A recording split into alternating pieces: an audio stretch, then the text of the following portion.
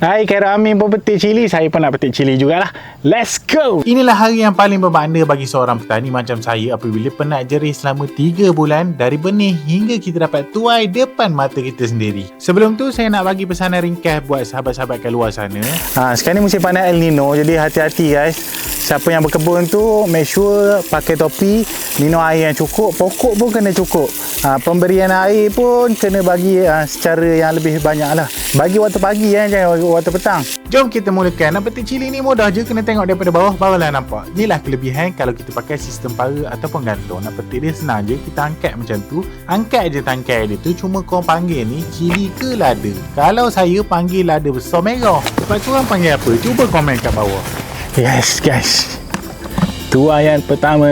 Bismillah. Alhamdulillah. 4 ke 5 bakul juga ni. Kita expect sebenarnya 4 je. Tak boleh nak jangka guys, kita tak nampak buah tu. Dan hari ni kita ada order juga sekilo-sekilo daripada jiran-jiran, daripada orang kampung. Alhamdulillah, jom teman saya packing. Alhamdulillah guys, semua ni atas rezeki. Terima kasih banyak yang dah support saya. Semoga anda dimurahkan rezeki, dimudahkan segala urusan.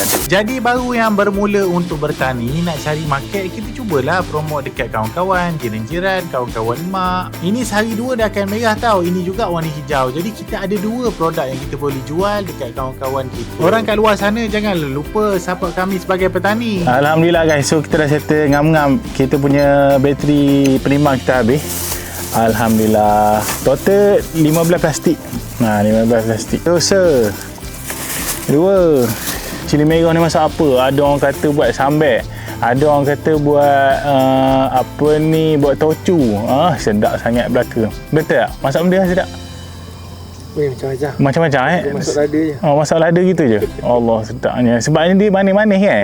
Dia manis-manis. Lada ni manis-manis. Siapa suka konten macam ni, cuba komen dekat bawah. Kita akan buat lagi yang terbaik untuk anda semua. Kalau ada apa-apa penambahbaikan, boleh juga komen dekat bawah. Alright, bismillah. Okay guys, so kita dah settle untuk satu trip. Kita dah penuh dah kereta kita ni, 3 bakul.